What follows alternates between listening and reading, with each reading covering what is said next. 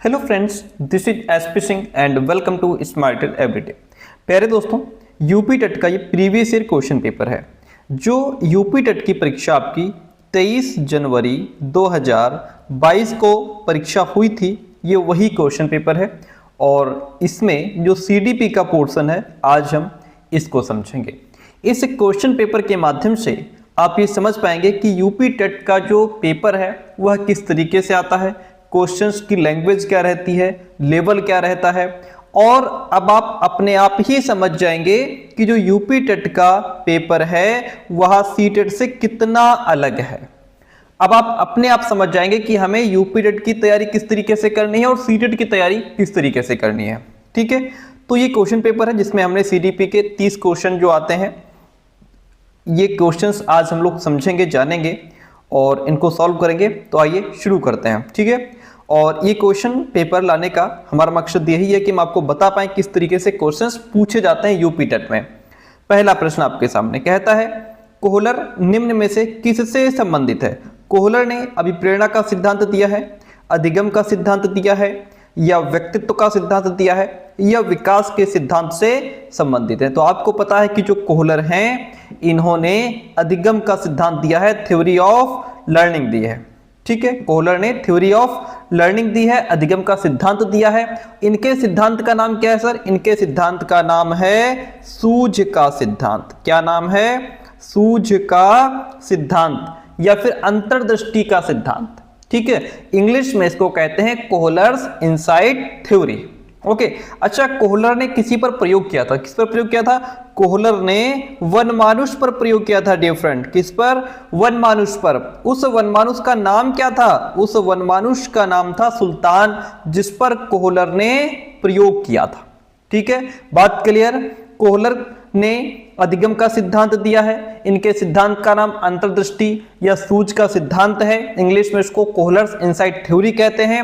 इन्होंने वनमानुष पर प्रयोग किया था, उसका नाम सुल्तान था। ठीक है, इतनी बात क्लियर है। फर्स्ट क्वेश्चन आपका यहाँ पे राइट होता है। हम बढ़ते हैं नेक्स्ट क्वेश्चन की तरफ। अगला क्वेश्चन आपके सामने है, बहुत बढ़िया क्वेश्चन। कहता है कि मैकडूगल के अनुसार मूल प्रवृत्तियों की संख्या कितनी होती है? तो देखिए, मैकडूगल के अनुसार अगर हम मूल प्रवृत्तियों की बात करें तो इन्होंने बताया कि 14 मूल प्रवृत्तियां होती हैं। कितनी? 14। ठीक है, और इन्होंने यह भी बताया कि प्रत्येक मूल प्रवृत्ति के साथ एक इमोशन, एक संवेग भी जुड़ा होता है। हर एक मूल प्रवृत्ति के साथ एक इमोशन जुड़ा होता है। जैसे अब हम आपको बताते हैं कि मूल प्रवृत्ति और संवेग कैसे एक दूसरे के साथ जुड़े होते हैं। जैसे मान लीजिए जिज्ञासा है। क्या है? जिज्ञासा।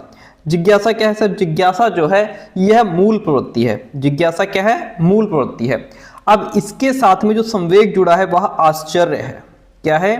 आश्चर्य। ये क्या है? जो आश्चर्य है यह इमोशन है, यह संवेग है। तो मूल प्रवृत्ति जिज्ञासा के साथ संवेग जुड़ा है आश्चर्य।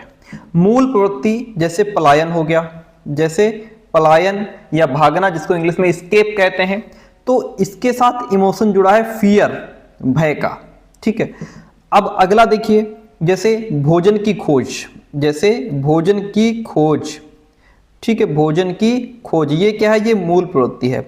इसके साथ संवेग जुड़ा होगा हमारा भूख। क्या होगा? भूख। ठीक है, तो ये क्या है? ये मूल प्रवृत्ति है, ये उसके साथ जुड़ा हुआ संवेग है। तो प्रत्येक मूल प्रवृत्ति के साथ एक संवेग जुड़ा होता है। इन्होंने 14 मूल प्रवृत्तियां बताई हैं मैकडूगल ने। इतनी बात क्लियर है? Very good. अगला क्वेश्चन देखिएगा, कहता है मानसिक उद्वेलन प्रतिमान का प्रयोग निम्न में से किसके शिक्षण हेतु किया जाता है?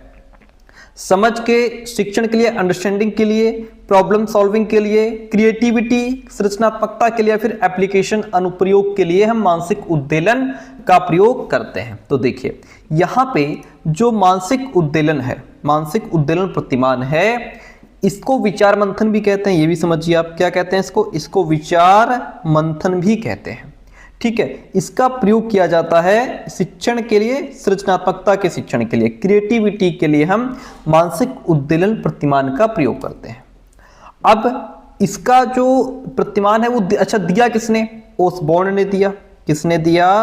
ओसबोर्न ने दिया था। मानसिक उद्वेलन प्रतिमान किसने दिया? ओसबोर्न ने दिया। ठीक है, अच्छा, ये विधि किस तरीके की है? ये जो मानसिक उद्दोलन प्रतिमान है इस विधि में क्या कहते हैं कि इसका जो प्रयोग है वो किसी प्रॉब्लम के सॉल्यूशन के लिए विचारों की, थॉट्स की एक बड़ी श्रृंखला उत्पन्न करने के लिए किया जाता है कि उसमें ढेर सारे, उस प्रॉब्लम को सॉल्व करने के लिए ढेर सारे विचार व्यक्ति के अंदर आने चाहिए। ठीक है। और दूसरी बात, इस मेथड में एक ग्रुप के जो सदस्य होते हैं वो बिना किसी इवैल्यूएशन के, बिना किसी आलोचना के जितने हो सकें उतने विचार वो प्रकट करते हैं। बाद में इन विचारों को छांटा जाता है कि इस प्रॉब्लम के लिए इसमें बेस्ट थॉट कौन सा है, उसको अप्लाई कर लिया जाता है। ठीक है, यही है मानसिक उद्दोलन प्रतिमान जिसको ऑसबॉर्न ने दिया था। ठीक है, और क्रिएटिविटी के लिए ये प्रयोग किया जाता है।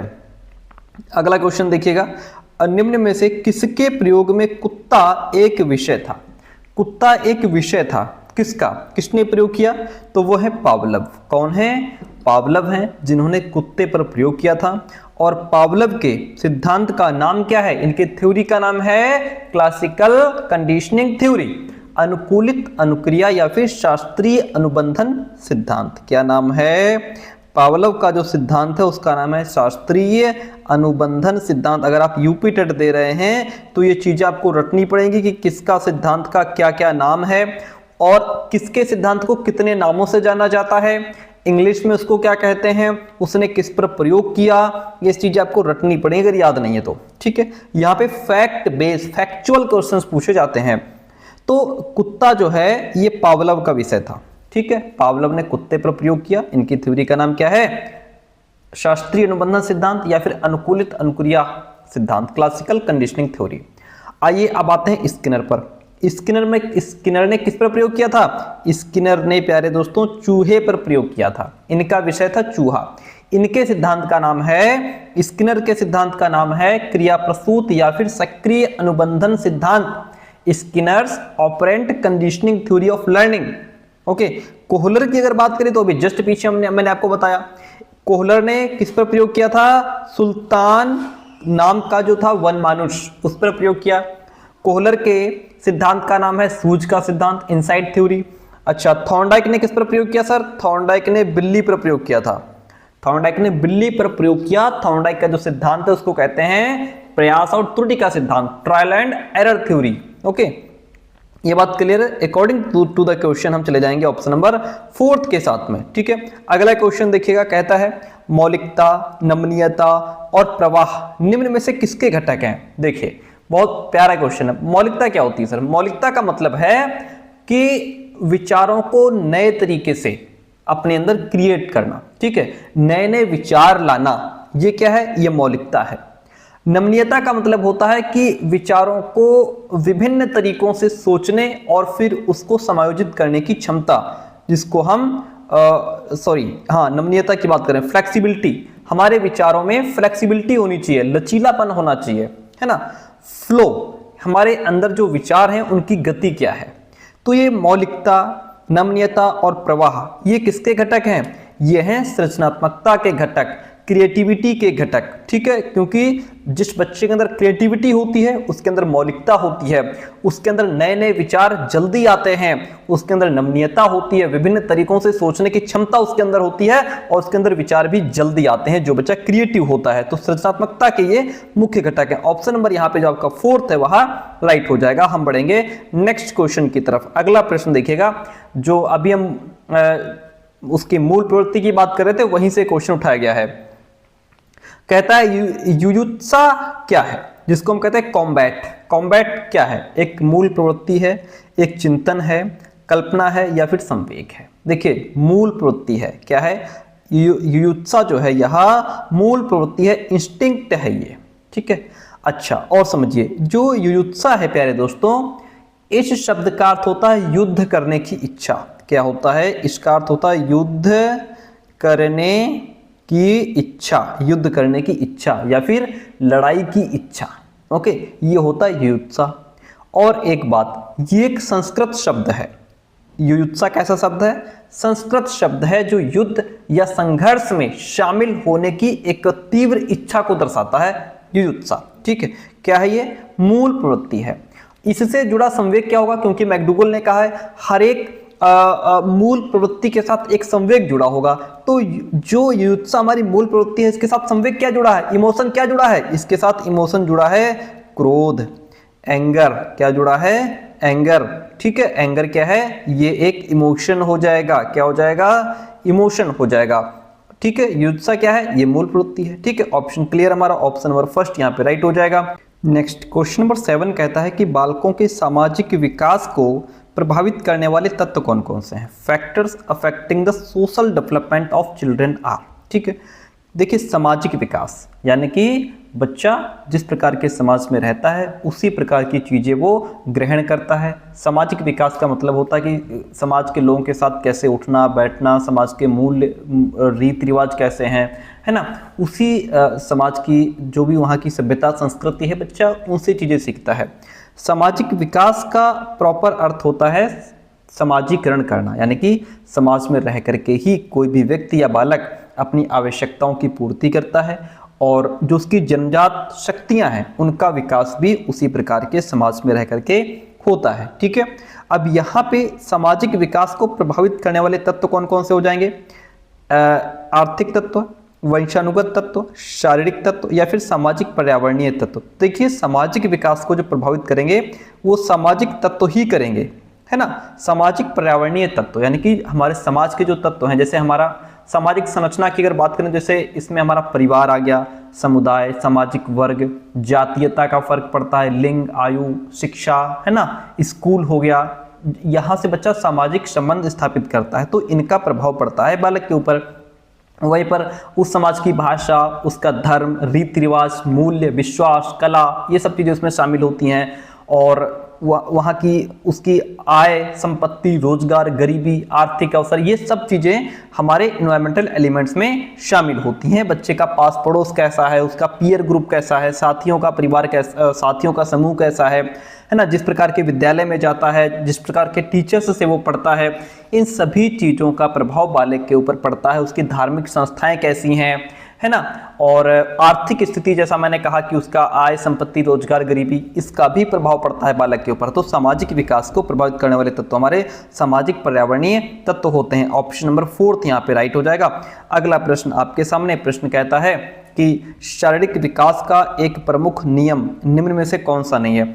शारीरिक विकास यानी कि डेवलपमेंट का कौन सा इसमें सिद्धांत नहीं है। मानसिक विकास से भिन्नता का नियम, क्या ये शारीरिक विकास का प्रमुख नियम नहीं है।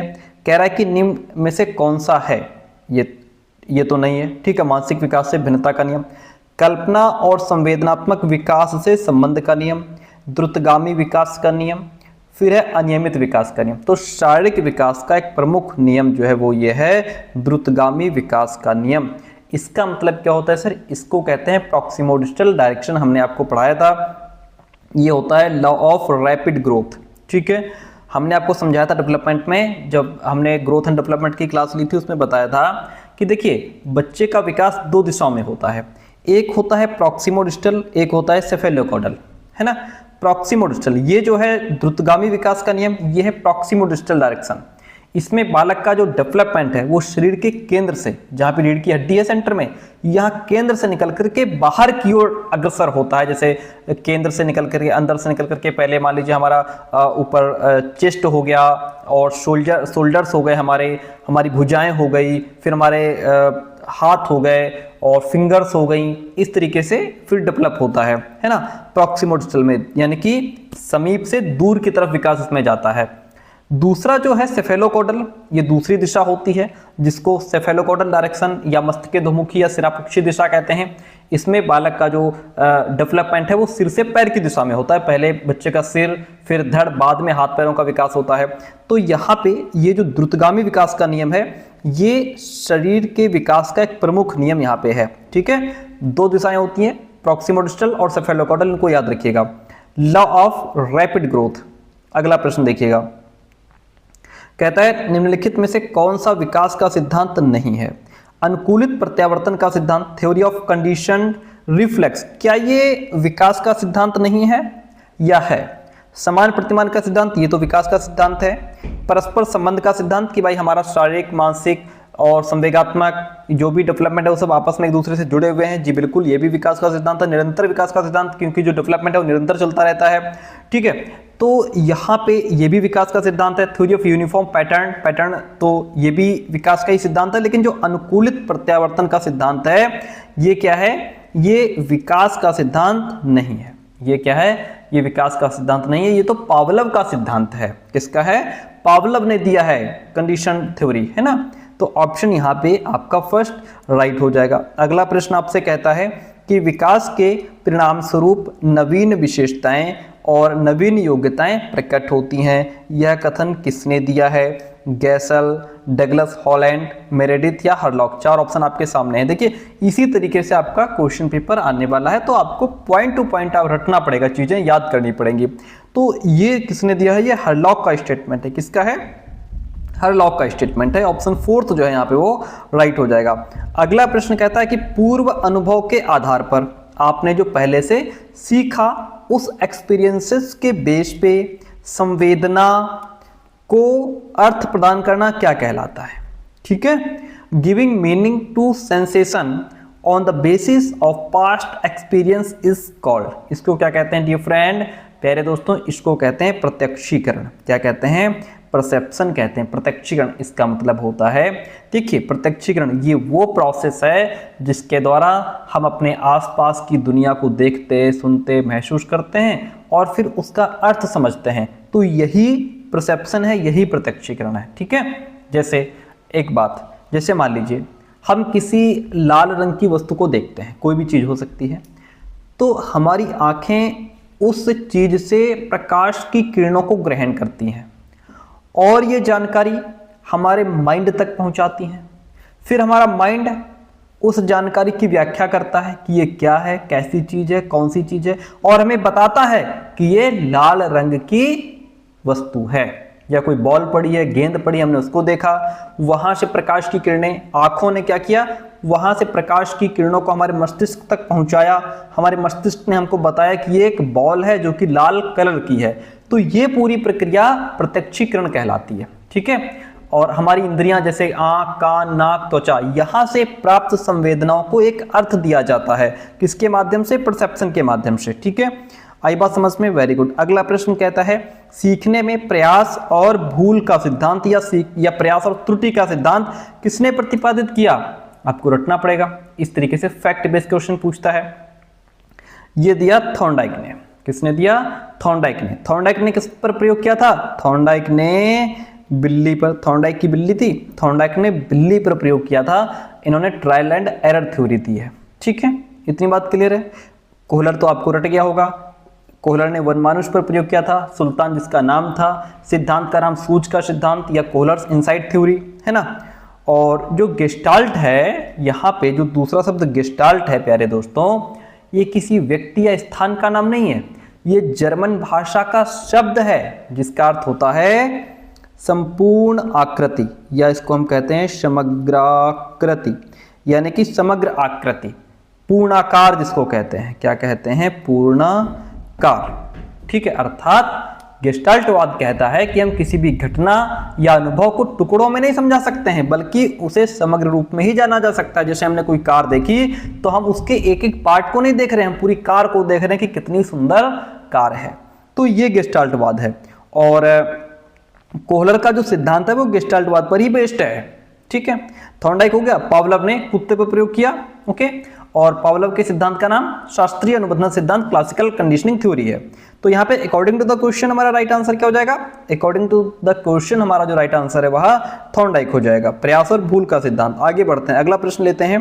कहता है औसत बुद्धि वाले बालकों का बुद्धि लब्धि स्तर क्या होगा, आईक्यू लेवल क्या होगा, जो बच्चे एवरेज हैं। देखिए एवरेज जो बच्चे होते हैं उनका आईक्यू लेवल होता है 90 से 109 या 90 से 110। ठीक है, 90 से 109 110 तक जो बच्चे आते हैं वो एवरेज वाले होते हैं, सामान्य बच्चे होते हैं। इतनी बात क्लियर है। अब पूछेंगे आपकी सर 70 से 79 तक जो बच्चे आते हैं, 70 से 79 के बीच, उनको क्या कहते हैं, इनको सीमांत कहते हैं। सीमांत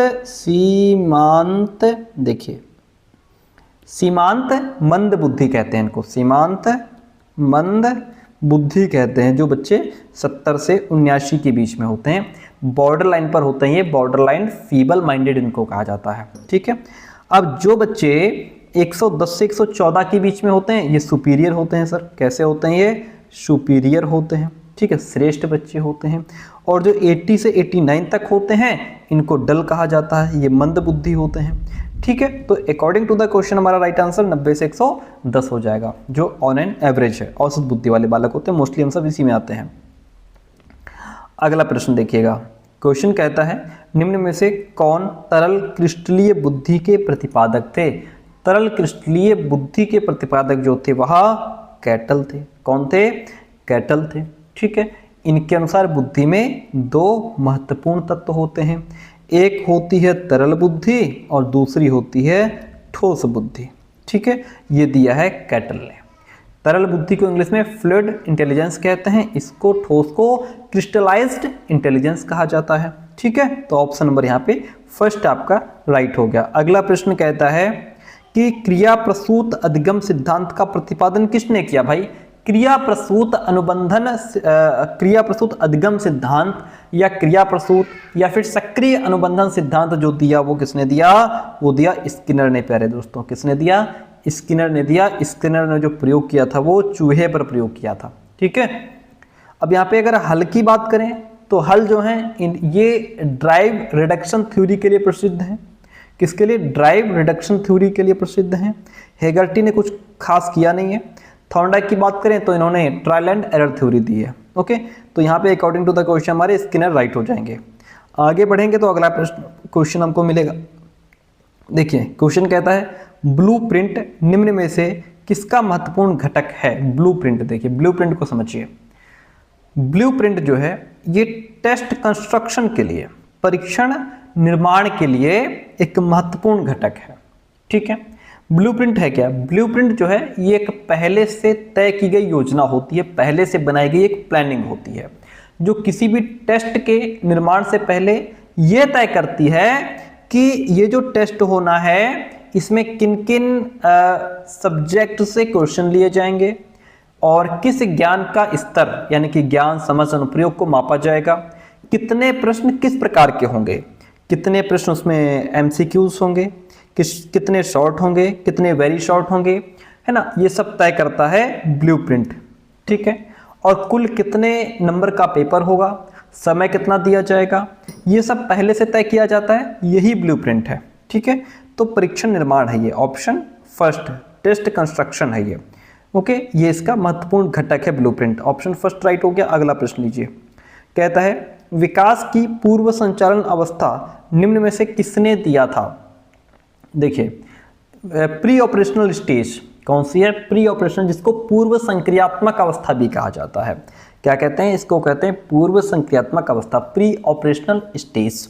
ये किसने दिया है? ये दिया है जीन पियाजे ने। आपको पता है कि जीन पियाजे ने संज्ञानात्मक विकास की 4 अवस्थाएं बताई हैं, जिसमें से ये जो प्री ऑपरेशनल स्टेज है ये दूसरी अवस्था है। पहली अवस्था जो है उसका नाम है संवेदी पेशी अवस्था, सेंसरी मोटर स्टेज, जो कि 0 से 2 वर्ष तक की होती है। और ये जो प्री ऑपरेशनल स्टेज है ये आपकी 2 से 7 वर्ष तक की होती है। तीसरी स्टेज आती है कॉन्क्रीट ऑपरेशनल स्टेज, जो कि 7 से 11 वर्ष तक की होती है। चौथी आती है फॉर्मल ऑपरेशनल स्टेज, जो कि 11 से 15 वर्ष तक की होती है। तो ये 4 अवस्थाएं बताई हैं जीन पियाजे ने। ऑप्शन नंबर 4 यहाँ पे जो आपका है वह राइट हो जाएगा। अगला प्रश्न लीजिए, MPPI परीक्षण का उपयोग निम्न में से किसके मापन में किया जाता है? MPPI का मतलब यहाँ पे इसका फुल फॉर्म होता है मॉडस्ले पर्सनैलिटी प्रोफाइल इन्वेंट्री। क्या नाम होता है? Maudsley, MAUDSLEY, Maudsley personality.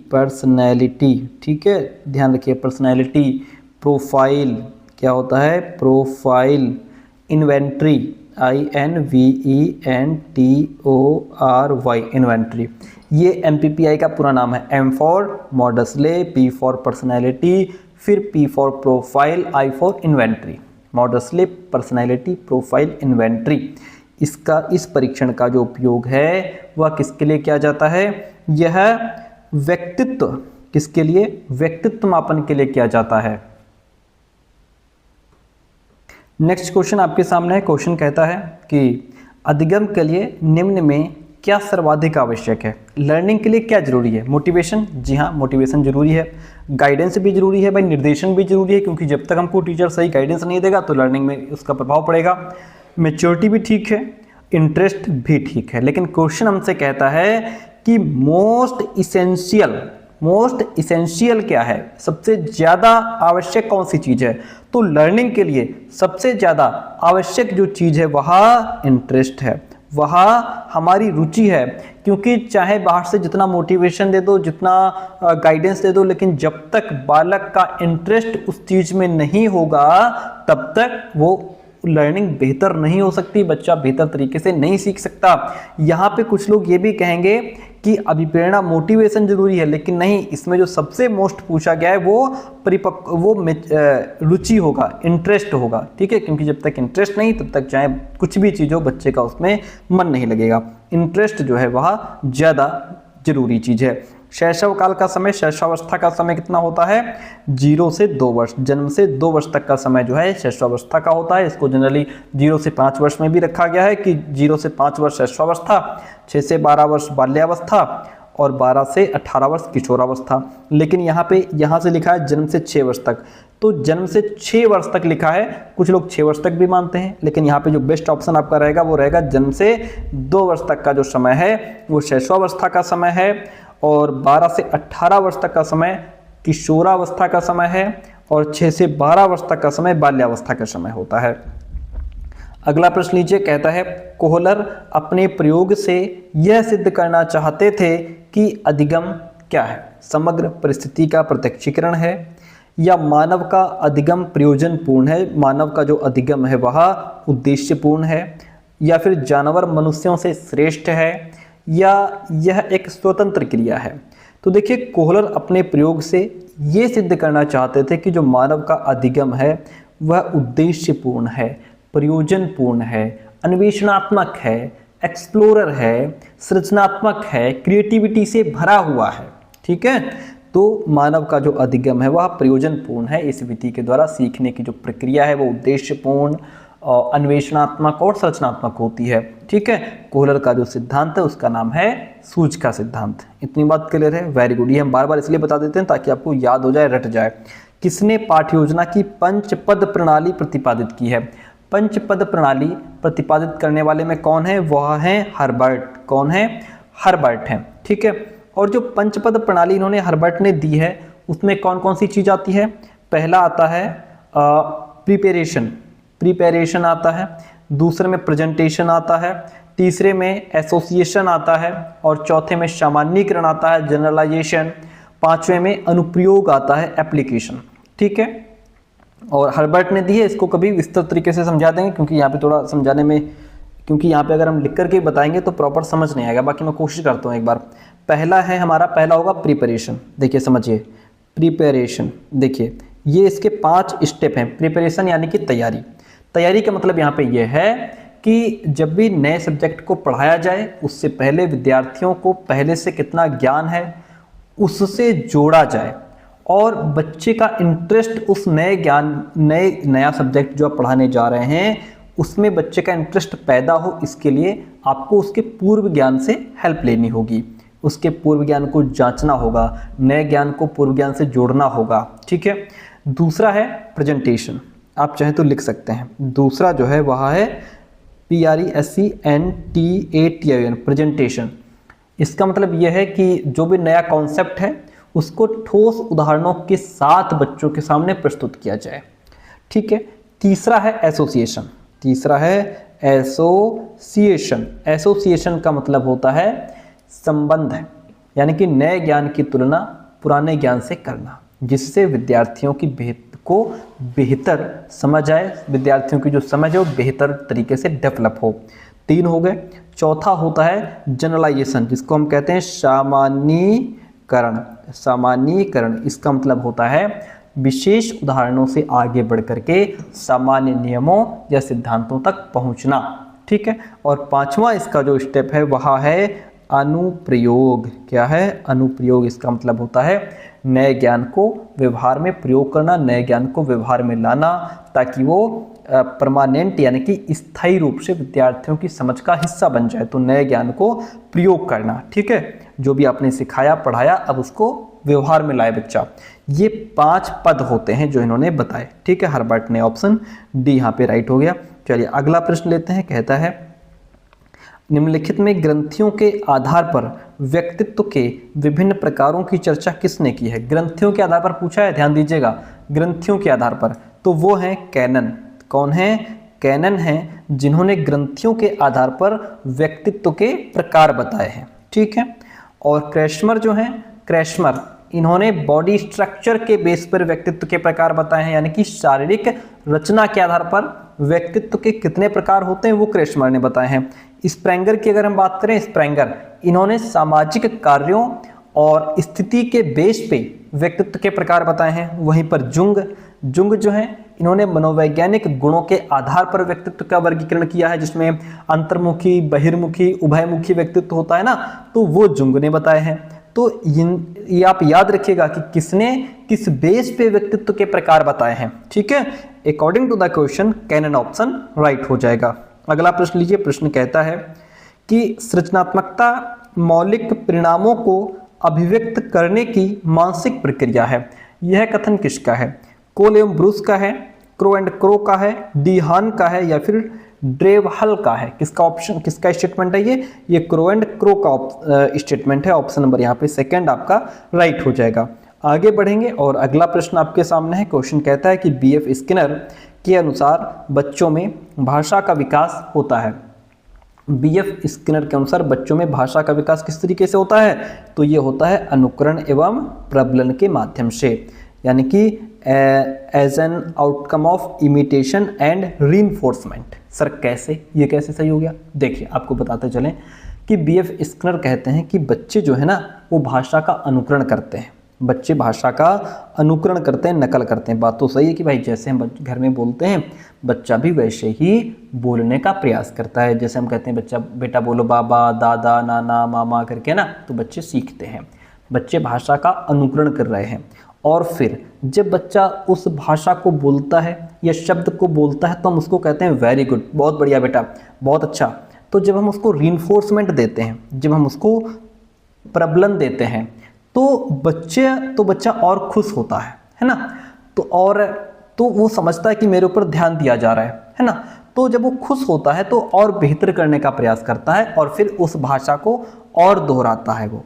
ठीक है, अब जैसे यहाँ पे अनुकरण का मतलब नकल करना, प्रबलन का अर्थ अगर आपने ना समझा तो एक बार और समझाता हूँ। रीइंफोर्समेंट का मतलब जैसे आपने कक्षा में बच्चे से प्रश्न पूछा, ठीक है, और बच्चे ने आंसर दे दिया, अब आप उससे कह रहे हैं अरे बेटा वेरी गुड, बहुत अच्छे। ठीक है, ऐसे ही कल भी सुना देना, ये लड़का बहुत अच्छा है, देखो बहुत बढ़िया है, रोज सुना देता है। आपने बच्चे की प्रशंसा कर दी है ना, तो जब बच्चे की प्रशंसा आपने की तो बच्चा थोड़ा और खुश हुआ। अब अगले दिन वो और आकर के आपको सुना देगा। ठीक है, क्वेश्चन और याद कर लाएगा, भले ही उसको याद करने का मन ना हो, लेकिन क्लास में अपना जो है आपका ध्यान पाने के लिए या आपसे तारीफ सुनने के लिए वो क्वेश्चन याद करके आएगा। ये होता है रीइंफोर्समेंट। ठीक है, तो यहाँ पे छोटे बच्चे जब आप उनको कहते हैं बेटा बढ़िया, वेरी गुड, बहुत अच्छे, है ना, आप उनकी तरफ ध्यान ले जाते हैं तो बच्चा और बेहतर तरीके से सीखता है। ठीक है, ये जो सिद्धांत है ये व्यवहारवादी भाषा अधिगम सिद्धांत यानी कि behaviourist theory of language learning होती है, इसको कहते हैं सिद्धांत को। ऑप्शन 3 नंबर जो है वह राइट हो जाता है। अगला प्रश्न कहता है मूल प्रवृत्तियों को 14 प्रकार से किसने वर्गीकृत किया? यही क्वेश्चन देखिए, दूसरा तीसरा क्वेश्चन भी था, सेम क्वेश्चन पूछ लिया है।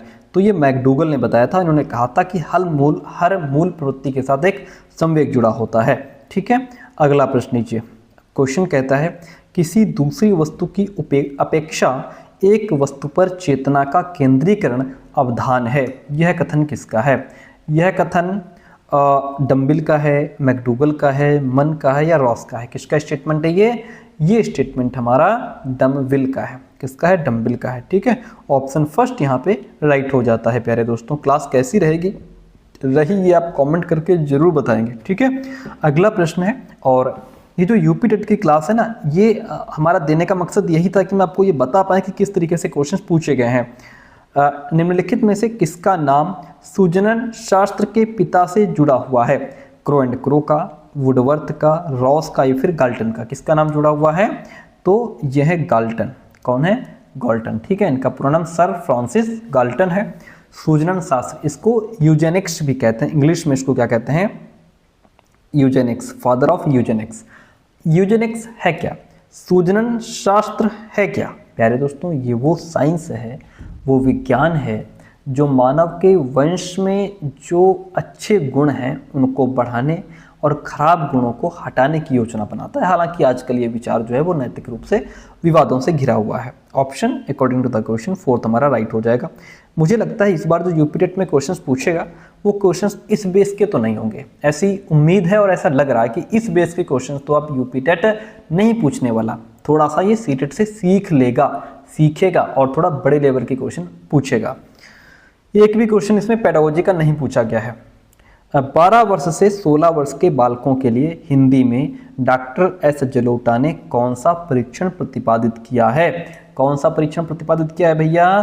तो इन्होंने साधारण मानसिक योग्यता परीक्षण, जनरल मेंटल एबिलिटी टेस्ट जो है यह प्रतिपादित किया है। ऑप्शन यहाँ पे 4 आपका राइट हो जाता है अकॉर्डिंग टू द क्वेश्चन। अगला प्रश्न लीजिए, बुद्धि के द्विकारक सिद्धांत का प्रतिपादन किसने किया? प्यारे दोस्तों, ये आज का लास्ट प्रश्न है और आपसे हम ये जानना चाहेंगे क्लास कैसी रही, अपने दोस्तों तक कॉलेज ग्रुप में जरूर शेयर कीजिएगा ताकि उनको पता लगे किस तरीके से यूपी टेट क्वेश्चंस पूछ रहा है। बुद्धि के द्विकारक सिद्धांत का प्रतिपादन करने वाले स्पीयरमैन हैं। स्पीयरमैन ने द्विकारक सिद्धांत दिया। थॉर्नडाइक की जो थ्योरी है वो थॉर्नडाइक ने बहुकारक सिद्धांत दिया, मल्टीपल फैक्टर थ्योरी दी इन्होंने। ठीक है, स्टर्न जो है विलियम स्टर्न, इन्होंने इंटेलिजेंस क्वेश्चन यानी कि जो IQ लेवल है उसके कॉन्सेप्ट को आगे बढ़ाया। इन्होंने बुद्धिमापन का सूत्र दिया, IQ बराबर मेंटल एज बटे क्रोनोलॉजिकल एज गुणे 100 वाला। ठीक है, इस तरीके से। और वर्णन की अगर हम बात करें, वर्णन की बात करें तो वर्णन जो है इन्होंने बुद्धि का श्रेणीबद्ध संरचना सिद्धांत यानी कि हेरारिकल थ्योरी ऑफ इंटेलिजेंस प्रस्तुत की है। ठीक है, तो इस तरीके से ये क्वेश्चंस हमारे 30 कंप्लीट होते हैं। कैसी रही क्लास कमेंट करके जरूर बताइए। थैंक यू सो मच, मिलते हैं बहुत जल्दी नेक्स्ट क्लास में।